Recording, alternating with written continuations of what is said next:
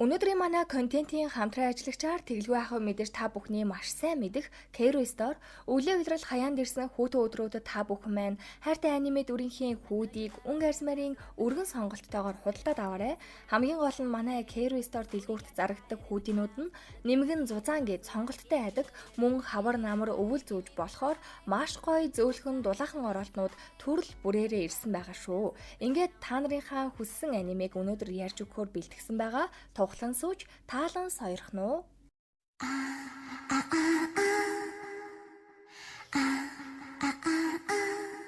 За хай зүрхнүүд та бүхнийхээ хүсэлтээр Kami-sama Kiss 2 дугаар бүлгийг нь бүрэн ихээр ярьж өгөхөөр бэлтлээ. За тэгээ юугийн ханиад хүрсэн жоохон гуншиж ярьж магадгүй шүү, уучлаарай. Бүгдээрээ дархлаагаа дэмжээрэй. Амар удаан идэгдэг ханиад байлээ. Ингээд хамтдаа 2 дугаар бүлгээ хүлээн авцгаая. Эртдээр үед Томоe хийдийн үйлчлэгч болохоос өмнө Акурао гэх гартай нийлж ерөн л хүн амьтан алж явдаг байсан юм уу? Тим үзэгдлэр эхэлдэг. Гол нь тэр Акурао гэдэг нь одоо үед өөр хүний бие цүнсэн орчихсон хуучны үеэд урсаад сэрж байна. Харин Микаге хийдэд Нанами, Томоe, Оникри, Котэцу нар аз жаргалтай сайхан амьдарч шүү. Нанами Томоег харахаар л хайр нь хүрээд энэ нэг эрвээхийн эргэлдээд байгаа эз гинт энэ тэгэхээр Микагегийн аватар буюу бурхад болгон өөрийн гэсэн аватартай байд юм ээ л да. Яномори хийдийн бурхны аватар нь чавганы мод гэх мэтчлэн байдаг гэж Нанамид Мизуки тайлбарлаж байна. Томоег тойроод эргэлдээд байгаа эрвээхийг хит харж байсан болохоор Томоe магадгүй Микагетэй уулзмаар байгаа ах гэж Нанами боддог. Гинт хаанаас ч юм нөгөө эмэгтэйлэг ах чинь гарч ирээд тийм салхины бурхан штэ. Өмнөх аалзан бурхныг ялсан ч одоохондоо Нанами бурхан болсон гэж хүлээн зөвшөөрөхгүй байна. Гэхдээ жил бүрийн 10 сард 1-7 хоногийн турш дэлхийн бүх бурхад хуран цуглаж уулздаг том цугларалт болдгийн тэнд чи очихын тулд чамайг дахиад нэг удаа сорж шалгалт авъя гэсэн ч Нанами за бити солиороо тэр юмд чинь би явахгүй гэж уурлаад одоохийгөө яах вэ? Хохин чи тэнд Микагетэй уулзах боломж байсан юм. Бай гэд яваад өчлөө. Нанами чин сэтгэлээсээ Томоег Микагетэй уулзчаасай гэж хүсэж байгаа болохоор Отохикотой дахин уулзаж шалгалтыг нь өгөхөр болно. Шалгалт нь харин энд харагдаж байгаа хэвтүүлийн үндгийг өсгөх. 7 хоногийн турш хагартал нь хадгална, эзнийхээ чигийн дагуу өсдөх юм байна л та. Ингээд хадгалж эхэллээ. Хэвтүүл гэдэг нь сүнсэн ертөнцийн хүчийг ашиглаж болох тийм хүч юм байна л да. Томоe харин тэр бурхтын уулзалт руу явуулахгүйгээд өндгөө булаацалтаад байж исэн чи дарваас Мизуки ирээд санаандгүй гიშгэ тагалцсан. Хагарсан өндөгнөөс нэ хийгдүүтэй жижигхэн нэлцрээ сармагчин гараад ирд юм да. Сармагчиндаа Нанамигийн хайртай гэж жигтэйхэн. Томоe бараг л жижигхэн сармагчиндаа хардаад би чинийх чамайг хамгаална гэд Нанамид хэлсэн чи нөгөө хүн бүр тэр үгийг нь өдөржин бодоод хайр нь думпсан амтан байдаг шүү.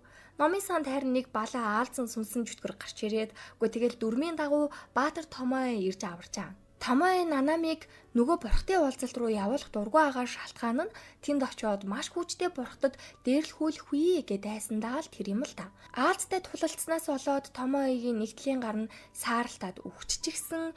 Энэхүү агшинд Микагетэй анх уулзахдаа өөрийгөө битүү цусанд будагдсан үхлийн юм уулзж ийснээс санана. Гэтэ яг юунаас олж тийм байдалд орсноо санахгүй. Отохико Нанамид өөрийнх нь сахиус бол тэр нэг хачин цаас биш. Одооноос энэ сармагчин чинь чиний сахиус бөгөөд хүслээ сэтгэлээсээ бодож сахиусандаа шивнэх юм бол эзний аварна гэдгийг мэдээд Томоегийн авармаар байна гэж бодож байгаа. Сармагчин хүслийг нь сонссон даруйд гүйсэн газар болгоно нь бараг цэцэг ургаад аалзтай тулалдж исэн Томоег авраад шалгалтандаа тэнцээд бурхтын цуглаан Изуморуу явхаар болсон. Сармагчиндаа нэрээ Нанами Маморуу гэх хөөрхөн нэр өгөөд амжлаа. Үүнд нь мэдээж Томоe дургуул хагаал та. Отохико анхнаасаа л Нанамиг Изуморуу явуулах төлөвлөгөөтэй байсныг нь Томоe мэдчихсэн гэснээс энэ Маморуу ч нь хувираад хүүхүүчиг болчт юм лээ. За ингээд Изуморуу Нанами хинтээ явахаа шийдэх гэжээл Томоe хамт явна гэж дайраад Мизуки ч мөчөөгөө өгөхгүй манай хоёр бол хэрэлдээсгий. Нанами уурлаад хинэн явхаа хоорондоо тоглоо чийд гэж үлдээчээд онгоцны билет захиалах гээд Маморутайгаа явлаа. Гэрлэгөө буцах замдаа Маморуу нэг тийм хар энерги мэдрээд манай хоёр зогтчихийтэл нөгөө дээр үеийн Томоегийн хамтрагч Акураутад хараад за тэр ч яах вэ гэсэн чи хуучин бурхан асангууд Нанами руу шүлсээ өсчүүлээл дайрч шүү. Нэг муу хүн бурхан охин байж юун ариу уулзалтад очих гээд байгаа өөрөө татгал зүггүй бол гидсэ чи хүүлэн мүйлэн гээд амар заа ямар нятлагч байгаа штэ. Нанами харин мама руугаа яаж ашиглахаа хэдийнэ мэддэг болсон тул хитгэн хормын дотор энэ гаруудыг дуусгаж байгаа. Акураог танихгүй болохоор жинхэнэ хүн байна гэж бодоод санаан зовоод эмнэлэг домлого явах уу гэтэл нөгөөх нь нэх хачин хүүтэн үндий хандснаа яваад өгчдөг. Энэ акураа чинь хүний биед сүнсэн орсон тэгээд хуучин бие эргүүлж авах гээд бас л нөгөө ариун уулзалт руу явах гэж байгаа юм байна.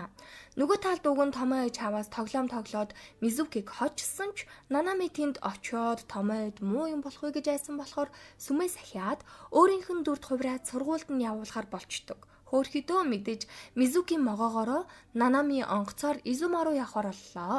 Томоо бүр бөөн уур Нанами явж хачин могоотой 7 хоног орхиж явлаа. Надад хайртай мартай худал байжтэй гэд бараг л хардаад байгаа юм чинь. Манай хоёр харин зорьсон газараа ирээд Изумогийн агуу хийдийн зүг. Энэхүү хийдийн эзэн бол Окуны нүгшри буюу Изумогийн эзэн бурхан маш өндөр зэрэгтэй нөлөө бүхий бурхтын нэг гэж хэлж болно. Манай хоёр ярилцж байхад хүчтэй салхилаад Нанами могооноос унаад ганцаархнаа хийд рүү босод хартал биттүү бурхад шокрол байж исэн чи нэг ягаан гар ирснэ. Чи нөгөө яригдаад байсан хүн бурхан уу хүчээ үзүүл гэж наадیں۔ Мамаар ун могоотой үлдсэн худлаа үнэн цаасан дээр шившлэг бичиж чаднаа гэж хэлээд тагс. Бурхад бүгд л дургуун хүрээд цугларах цэг рүү явхад Нанами гүүгээд ч гүцэхгүй. Могоо үүдэнд ирсэн учир начраа хилээд орох гэтэл бурхан ч байхгүй бол оруулахгүй гэд уйлаад үнэн бүтлэхгүй. Азар Отохико хоцорч ирээд зүгдж ягаад орж байгаа. Энэ үеэр Нанами хайж хаач мэдгүй бараг уйлах гээд ээж хахад Микаге ирээд цуглаан руу замчлан Нанами бол Микаге гэж мэдгүй та хин юм баярлаа убаа би нэрэ бурхтын цуглаан дээр юугаа хийж хуухай майжнаа хүч чадалч байхгүй штэ гэл уйлан дуурахад Микаге зүгээр штэ хөрхнөө бурхтууд хэдий хүчтэйж бүгд өөрсдийн сул болон давуу талтай. Жишээ нь энэ ахаа гүнж ургац хураахтаа мó Пумигай бурхад бичих чадвартай мó? Дайны бурхан солгоо хоолойтой гэх мэтчлэн харин үүнээс илүү онцгой зүйл бол Нанами өөрөө хүн бурхан учраас хүний мэдрэмжийг чин сэтгэлээсээ ойлгож ярилцаж чадах том давуу талтай ажээ. Нанами ингээд өөртөө итгэлтэйгээр хаалгыг сипидл нэгээл өөрийгөө танилцуулахад бүгд л шин шүл уух гэж байгаа айтаа айгүй сүрхий харж байна. Эндхийн эзэнд бол таалагдсан юм шиг байна. Бусад бурхад Нанами руу дайрж байхад эзэн Окуны нүши манайхан болцгоо би Нанамиг өрсөн учраас надтай сөргөлдөх баачка нар байна уу гэж сүртэй заа. Тэгснээ өмөрөө дагаа мó гэсэж цуглаа эхлэхээс өмнө чи нөгөө ертөнцийн хаалга руу яв. Тентхийн хаалгыг хамгаалагч бурхан энэ дагаа болохоор хаалгаар Аякаши нар орох магадлал тун өндөр. Тийм болохоор нөгөө ертөнцийн харанхуйг үгүй хий гэдэг. Нанами зөвшөөрч оронд нь Окуны нүшигээс Микагег яг хаана байгааг нь олж өгөхийг гуйгаад тохиролцлоо. Отохико хоцорсон болохоор замжлахаар болтын эндхийн бурхтын цуглаан эхний 2 хоногт битүү арх дарс сууж тасарч өнгөрдөг болохоор 2 өдөрт нь ажлаа амжуулаад 3 дахь өдрөөс ирнэ гэсэн төлөвлөгөө гаргаад явж байгаа. Нөгөө ертөнцийн хаалганы хэсэгт маш олон Йокай байхаас гадна нөгөө Акура учин жинхэнэ биеэ нөгөө ертөнц рүү орж авна гэд Йокай нарыг тийшээ оруулах гад нэлээд бурж ийна. Отохико Нанами хоёр ирэхэд нэг тэнэг Йокай нь Акураог энэ хүнийг би ална шүү гэж хаалгаар авч орох гээд Нанами чи Акураог муу тал сүнс гэдгийг нь мэдгүй жинхэнэ хүн гэж бодож байгаа учраас туслах ёстой гэд нөгөө ертөнцийн хаалгаар орчдөг. Үзэгдэл солигдож Томоо нөгөө хоёрыг хамт байгаа гэж бодохоор уур нь хүрээд гомдоо цүлдээ эмсийн хүрээлэн ортыг. Энэ үеэр харин Акураогийн 600 жилийн өмнө эмсийн хүрээлэнд ирж буйснуулж байсан хэсэг гарч шүү. Томоо тухайн үед Акураотой хамтарч өөрсдийнх нь эсрэг зогссон хэнийг ч бай үгүй хийдэг байсан. Харин эмсийн хүрээлэнд гимгүү бусад руу дайрлаа гэд тухайн үед энэ хоёр ч тэгд хагаралтаад хамтрахаа болсон юм шиг үйлээ. Томоо жаах юм уужсан гинэт Нанамиг бодож хар дараад хамаг хурдаараа хийд дээр очиж чааваас Котэцүү Нанамигийн дүрмтийг өмссөн хичээлийг нь таслуулахгүйгээд өмнөөс нь явах гээд ээжэдэг үнэн хөөрхөн. Нанамигаас захиа ирснийг уншихад намайг очтол хичээлээ сайн хийж дор хаяж 80-аас дээш оноо аваарай гэсэн юм л хадагзаа. За тэр ч яхав. Нөгөө ертөнцид Нанамис ирэхэд чөтгөрүүд идэх гээд багшралтаад зугтаж байтал энэ ертөнцийн охин тэнгэр уулзуулахаар дууджээ. Нилээн эвгүй газраар туслахын замчлаад очиход Нанами хамт явж байгаа хүнийг минь дээшээ гаргаад өгөөч хүний ертөнц рүү явах замыг зааж өгөхийг гуйхад Изанами бурхан болохгүй штэ хөрхнөө. Наад хүн чинь аль хэдийн өвгцэн учраас байх ёстой газраа эндэл үлдэх ёстой гэд авч үлдээд Нанамиг дээшээгээ буцаах гэсэн чинь Нанами хүн биш байсан ч шалтгааныг нь сонсоогүй ээж явуулж чадахгүй гэснээ тентхийн идэх зүйлээс идчихдгийм болохгүй штэ уг нь. Идвэл эндэл үлддэг байхгүй юу? Яг нь санаалаад нөгөө шившлэгтэй цаасаа наачжээ. Ингээд нөгөө залууг хайхаар аян замдаа мордлоо. За тэгээд анимегийн нилээн хэсгүүдэд Акурао энэ биеийг яаж олж авсан талаар гараад Нанами ямартайч энийгээ олдیں۔ Харин Котицу Аникри хоёр Нарукамигаас авсан алхаараа өөрсдийгөө том болгож молгоцсон алжина нэрээ. Тэгээ нохоогоор дамжуулан нэгэн загтал томооёд ирэх бөгөөд Нанами нөгөө ертөнцид ороод усанд хаясан чулуу шиг алга болцсон талаар хэл дуулгасан юм байна. Томооёын үүнийг мэдээж шууд лаврах гээд бэлтгэлээ хийж яхад Нанами нөгөө балаатай тэндээс гарах гээд зүхтаад л байна. Гарцаалахгүй. Эндээс бүр явуулахгүйгээд нөгөө ертөнцийн бурхан шийдсэн бололтой. Энэ сонин муурн чихтэй ягаанаг явуулж гин. Ар мараас нь хөөгөөд сүрдүүлээд баларч гинэ. Томооёо мэдээж зорьсон газараа ирэхэд хамгийн муухай нь нөгөө дайны бурхан нөгөө ертөнцийн гарах гарцыг хаацсан байдаг.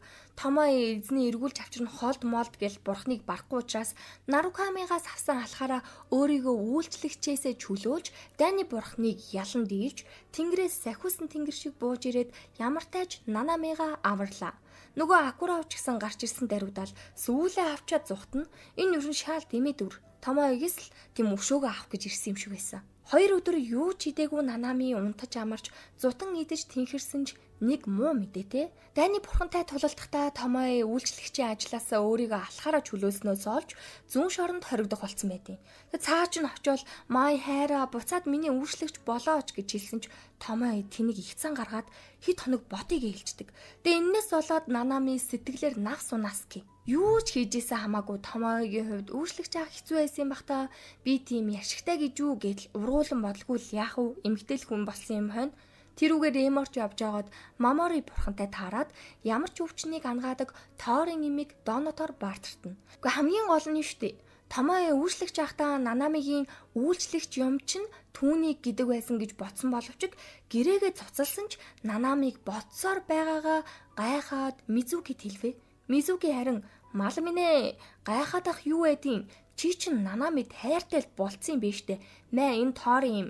Салах ёсны бэлгэд Нанами чинь өгчин гэвэ. Эцэст нь Томооёо нэрэл Нанамид хайртай байх та гэд унтаж байхад нь хулгайч шиг гитэж очоод уруул дээр нүнсэж үйлчлэгчийн гэрээгээ хийсэн юмдаг. Бурхтын цуглааны даалгавар руу чирүүхэн л явж гин юмнуудаа хийж дуусаад Нанами чөлөө авчаад манай хоёр Изумогоор жаалж уул тинээд гэхдээ Томооёо Нанамиг харахаар цаанаасаа өдмөр санагдаад нөгөөх нь бас гомдоод нэг тэрэлдээл явж өгч гинөө. Ингээд бурхтын цуглааны хамгийн сүүлийн өдөр болжээ. Хаалтын яслал дээр бүгд л байдаг цайны гоёлуудаа өмссөн идэ будаагаар бэлхаастай. Нанами энэ л үед нөгөө цэнхэр ирвэхийг хараад даалжитла хөөж агаад ашгүй нэг юм Микагетэй уулзт юм байгаа зү. Микаге ч энэ хугацаанд Нанамиг үнэхээр сайн байсныг магтахын зэрэгцээ одоохондоо Томооёотой уулзах цаг болоогүй. Томооёо хүнийг сул дорой гэж боддог. Гэхдээ үгүй гэдгийг нь Нанамиг баталж харуулах хэрэгтэй. Мөн хүн сэтгэл нь хувирч олон хүнд дурладаг бол Аякаши насаараа байх хосоо олсон л бол насан туршдаа түүндээ үнэнч байдаг. Томооёо ч тийм зүйлээс олж шархалсан зүрхтэйг нь хэлж ойлгуулдаг. Энэхүү уулзалтыг Томооёо харчаад хуучин эзэнтэйгээ уулзах гээл ухс хийсэн боловч Микаге Ирвэхи болон замхран одлоо. Хамхуул шиг л алга болсон.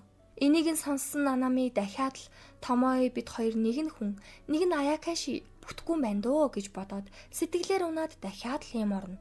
За Нанами нөгөө эдийг нисээд яа би араас ч очно гэснээ нуурын гүнжтэй өстө өдөржингөө шавьяага ханталт илгүүрхсээд сайхан амттай хоолунд идээд ярилцж байхад гүнжээшгээ хэлдэг.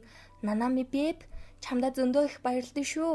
Хүн болон Аякаши бид хоёрыг хамт байх боломжийг олгож байгаад манчин Котарууд мангар их хайртай. Тэгээд цаа чин бага наслах байсан ч бүх зүрх сэтгэлээрээ түүнийг хайрлаж нандинаж байгаа. Тиймээс хамт байгаа цаг хугацаа хорон мөч бүхнээ үн цэнтэйгээр өнгөрүүлнэ гэхийг сонсоод Нанами бас боломж байж магадгүй гэсэн тохио гарч ирж байгааз. Харин нөгөө Акурао дарваа юу ч хийгээд байгаа хорон ажиллагаа боловсруулад байж итэл Яторыг их гар гарч ирснээ өө та бол ёстой май шүтээ мүтээ би таны биеийг буцааж авчирна тэгээ таныг Курама уулын хэрээнүүдийн газар нутгийг захируулж чадна гээл гуцаж байгаад явлаа юу ч болох гээд байгаа. Нанами Акураог жоохон гайхаад хүн байж ич яагаад нөгөө ертөнцид өвхөөгүй талаар Томоогоос асуусаж тэрийг ч тоохгүй. Тэгээ нэг хөөхөн найз нь манайх хоёрт хосороо хэрэг Курамагийн тоглолтыг үзэх тасалбар бэлгэлтийн.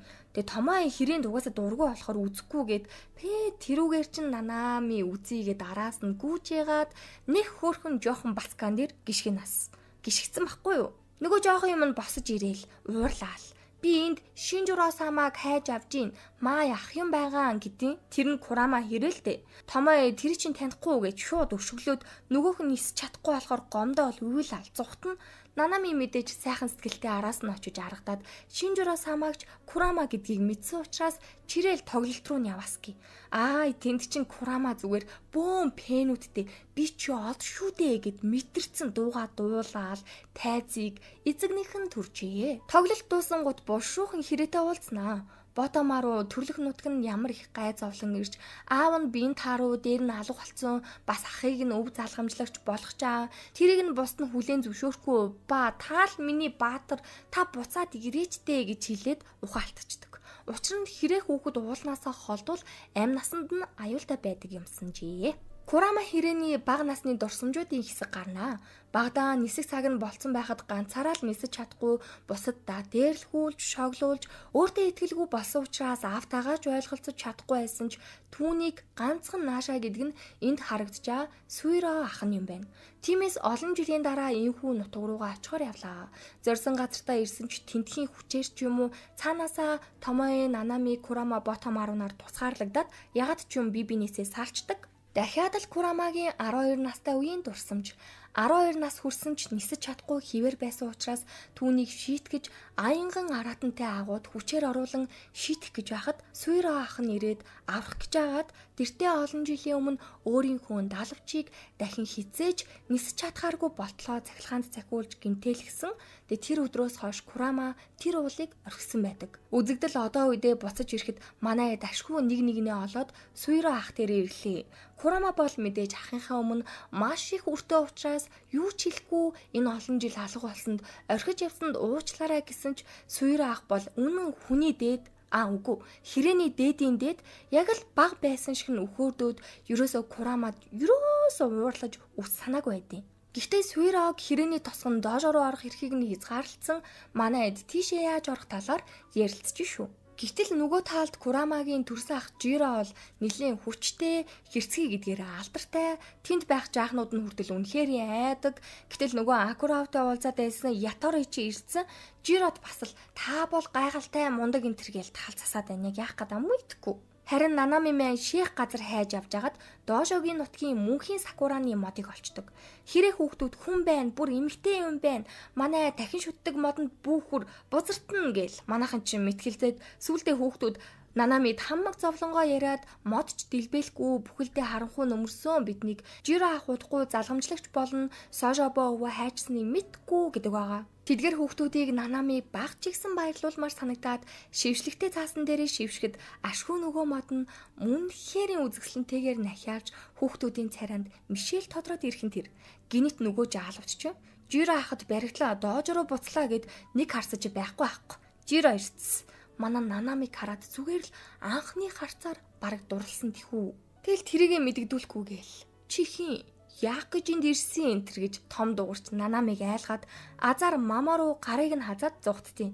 Явсныхан дараа отогки эмэгтэй хүний гар ийм хөөрхөн булбрай зөөлөн имзэг байдığım гिचүү Сакура дэлбэлүүлсэн гүнж чи хин юм бэ гэл бодоос амар сүртэй аастай.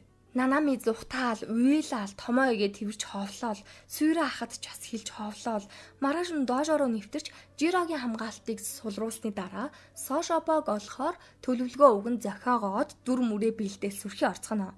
Гол нь Курама өөрийгөө Микаге хийдийн бурхан болсон гэж худлаа хэлээд ахта за сайн сууж ийсэн үү? Одоо нэг хамт сууж уух цаг нь болсон гэл хамтдаа уусыг чи ахаасаа төрүүлээд тасарцсан. Жиро иймхэн юмар өөрийг нь сатааруулж чадахгүй шүү гэж томрол байжсэн чи Томоe өөрийгөө хувиргаад Нанамигийн дүрт хувирчдیں۔ Жиро угаас Нанами дурлцсан болохоор чааваас хөдөлж чадахгүй гацааски Томоегээс бүр гарахааргүй далжиг зан гарч ин тэр. Жирог сатааруулж байхад Нанами, Ботомару, Мамару гурав хамгаалалтыг хөөхөн аргалаад Сожобог олсон хэдиж хөшөө болцсон байдаг. Энэ нь сүнсийг нь биенээс нь гаргаад хаа нэг газар нуусан учраас ингэдэг юм л дээ. Тэгээ энэ үйл явдлыг нь гайтай Яторыг хараад Жирод матснаас болж эхний ээлжинд Курама Томоё хоёрыг хорчлоо. Тэгээ нөгөө талд Нанами тэрэд ч гэсэн баригдсан. Гол нь яг энэ ярианаас нь сонсоход Жиро аавынхаа сүнсэн биеийг юусаа гаргаагүй Ятори гэж энэ нэг юм Сожобогийн толгойг угааж хамгаалалтгүй ахт нь дайрч сүнсийг нь биенээс нь гаргасан болж таарсан. Тэгээ манай гурийг бараг л яг алах гэж байхад Нанами одоо битэд давраатай миний өгшөөн гэл Мамару маань гэрэлт зам татуулаад Яторыг дуусгасан хэдиж Сожобогийн сүнсэн биеийг хаана байгааг нь хэлсэнгүй. Хизээж олж чадахгүй л гэвээ хөөрхий. Нанами ч эрс шийдэж энэ газрыг заавал аварч Сожобог олохын төлөө Мамарутайгаа гэрэлт зам татуулан Гигэ Мария ашигл гүйж байна. Юу Мария энэ бол авч үтэй за яах вэ? Жиро болсон бүх үйл явдлыг ойлгон аавынхаа сүнсийг олохоор аянга цахилгаантай агууруу зүгэллээ. Ороход л жихүүц хүрмээр байсан ч Жирогийн нөгөө ууртай догшин зам байхгүй болсон ч юм шиг. Удалгүй нөгөө аянгийн аратан гарч ирээд манай хэд рүү дайрч гарнаа. Мэдээж Жиро бол дурлал тохин Нанамига өөрийн мэдлгүй хамгаалж байгаа юм чи. Томоё Курама хоёр ч яаран санд руу очсон ч Курамагийн бага насны хамгийн аимшигтай дурсамж энэ агууд болсон учраас үнэхээр их сэтгэл нь өвдсөн ч ахыгаа, аавыгаа гэр бүлээ бодож дахиж арагшаа хизээч ухрахгүй гэл зориглол орж амаа. Аратныг дахин дайралт хийхэд Томоё гарч ирээд ёстой болгож тавина штт. Томоёгийн хувьд бол муур хулгана барьж байгаа юм шиг л тоглоом нь гинэ. Сожобогийн сүнсийг энэхүү аратан залгуулсан байж гаргаж авч чадна. Тэгээ Жиро маань дурлалын эмэгтэйгээ аварч хамгаалж чадсан болохоор одоо үгсэн ч харамсахгүй гэдэм да. Нэрэл Нанами анхны хайр нь байсан баха. Энэ үед Нанамигийн тоорын юм байсан болохоор Жирод ямартай ч уулгана. Ингээд Жирогийн ч бие дээрдэж Сожобогийн сүнсийг ч биед нь оруулж бүх зүйл жин там байрандаа жигдэрж байна. Манай Томоё бас чи энд таалагдаад аваад үлд мүлд Жирото гэрэл гэл албаар тоглоод харамлаад хардаад байгаа аахгүй юу? Оройн үдшилэг болоход Нанамиг Жирогийн хажууд суучсан чи дахиж хардаал айгүй. Өвөр болоогүй. Нөгөө Жиро ч Нанамиг тэврээд дээшээгээ нисээд Сакура модны дэлбийн дунд аваад ирсэн. Чи хүсвэл энд үлдээч гэх саналыг тавьдагч Нанамид хайртай бүхэн нь байгаа учраас энд үлдэж чадахгүй гэж тайлбарлаад дэндүү жаргалтай байсан болохоор амар их уугаад согтоод шал согтоо охиныг Томоё үрцэн явжааз. Тэгээ энэ үед Нанами Томоё хайртай шүү гэж хэлэхэд Томоё ч гэсэн би ч гэсэн гэж хариулдаг. Яа, үнэн гоё олж байна. Дараагийн үзэгдэлд Акурао нөгөө ертөнцийн хаалгыг нээж Яторитой хамт өөрийнхөө үндсэн биеийг хайж байгаа нэглэн хэсэг гардیں۔ Тэгээ тэндээ биеийн өвдөл буцаж хүний ертөнц рүү яваал юу ч болоод байгаа. Ингээд удахгүй он гарах гэж байгаа болохоор манайхан оны бурхан дээр очиж сахиус авахар болно. Тэгжиж цаашдын зам мөрөн тэгшэрдэм бах уу. Бид нэр цагаан сараар мөрөө гаргадیں штэ тэрэн шиг л. Манай гуруулаа оны бурханы хийд дээр ирэхэд үүд мүт нь утаа унаар савсаад л энэ хаалган тус бүр нэртэй тэгээд хаалгаар нь орохоор оны бурхан руу очихдоо өнгөрсөн 12 жилийнх нь бүх амьдралаа дахин туулдаг жамтай гинэ. Нанамид ч сонирхолтой санагдаад л гүүгээд л орсон бол манай хоёр залхуураад аль хэдийн ирдсэн хүлээж ийн. Тэгсэн Нанами 12 жилийн өмнөх рүү буцчихсан нийлх балчир охин. Түүний бага насандаа яг юу туулж хэрхэн хайрлуулж байсан хэсэг хальт гарна. Аав нь Нанамитай хаяахан уулзаж чихэр шоколадаар хуураад олон хоног гэрээ орхиод явждаг байсан юм байна. Аавынх нь мөрөөдө тоглож алдсан төлбөрийг дандаа ээжээс нь мөнгө хүлэгчэд нэхэж дарамталдаг байсан ч охиноо харахаар л дэндүү аз жаргалтай болдог. Ээжийнх нь би энэ муу учир удалгүй Нанамиг орхин одож энэ хорвоо дээр Нанами ойр ганцаараа үлджээ. Аав нь халамжилж хайрлан гэхээсээ илүүтэй ихэнхдээ түүнийг ганцаарнг нь үлдээсээр Нанами бага насаа хэцүү тулсан ч гэсэн дэндүү хэрсүү, дэндүү ухаалаг, баргийн зүйлд гуниж бутраад байхааргүй маш их сэтгэлийн тэнхээтэй хүчтэй болсон байгаа дүр зураг харагдаж байна. Мэдээж нөгөө оны бурхны хийд дотор л бүгд харагдаж байгаа. Тэгээ энэ үеэр Мизуки маань Нанамиг барьж авах гэсэн ч хүний наймаачин гэд ойр тулахгүй байгааз тэгсэн ирнэ Томоёг танихгүй ижил тэврээд л дагаа явчихна. Бяцхан Нанамида Томоёгийн сайн гэж чигтэйхэн игдүрхээл хамгал идэх туртай зүйлсийг нь авч өгөөл эрхлүүлээл сүлдээ бяцхан Нанамид сэтгэлээ илчилж гэрэлцгээ гэж хэлнэ. Даанч хуучин хэвэндээ орсон Нанами өнгөрсөн үеийн зүйдээ санахчгүй байгаа штэ. За тэр ч яах вэ? Ингээд оны бурхнаасаа ч сахиусаа авлаа. Бурхан хөөхөн ээжийнхэн зургийг ч бэлэг болгон өгөөд Нанамигийн бурхан болсон анхны жил олон зүйл суралцсан, бас хайртайгаа учирсан жил болон өнгөрч ин да. Энэ оны сүүлээр бүгд л завгүй Ог хүний нөөши битүү бичиг цаасандаа дарагдчихсан нуурын гүнж Котэцүү хоёр маань илүү бие биенээ ойлгож Курама, Жиро, Сүйро ах нартайгаа бас Ботоморуудаач дотн болцсон Нанами, Томоe, Мизуки, Оникри, Котэцүү, Мамору нар шин оноо хөвсөйсөн зөөлөн цастайгаар бас аз жаргалтайгаар угтаж байна. Ингээд манай Kami-sama Kiss гээд хөөрхөн анимегийн 2 дугаар бүлэг дуслаа. Мэдээж дараагийн Ова аймагуд байгаа.